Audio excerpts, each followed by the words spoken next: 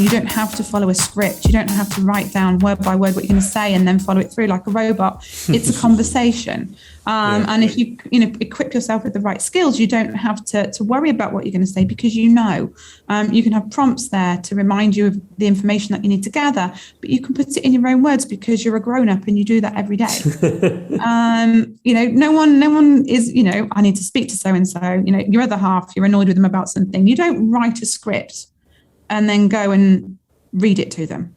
It just doesn't happen, because you don't need to. You know how you're feeling. And it's the same thing about your product. It's just pulling on different resources and creating what I call your own toolkit to help you to sell in your own style. And that's the important thing is you can read books, you can go to seminars, you can do all these things from gurus who were doing your job about 20 years ago. And it's like, but they were doing your job 20 years ago. Think about the difference in technology, the world around you now versus 10, 20 years ago. It's madness. Sometimes you kind of do sell people things that they don't think they want, but they have a need. And so you're there going, you know what? And it's one of those things, I know that this will help you get that outcome that you're looking for. And you're selling them that outcome. It's when you're selling people something they don't need. That's when it's wrong. You know that person doesn't actually need it. They're not going to benefit from it, but you're still pushing it for your own objectives. If you know that you can truly help that person resolve that problem and get that outcome that they're looking for, why wouldn't you? It's like knowing that there's a solution to a problem that your friend has and then just sitting there and watch them struggle. Of course you'd help them. Of course you'd let them know you can help them. And the thing is you only have a finite amount of resource. Be that, you're providing a service or you're providing a product. It's not a limitless. Whereas, you can sell that to anybody. So what you're after is selling it to the right person who can get the best outcome, who can provide you with evidence that what you do works. And so they can have a good experience and they can go out and be an advocate for you. And that works whether this is your own business or whether you're working for somebody else and you're selling their products or services.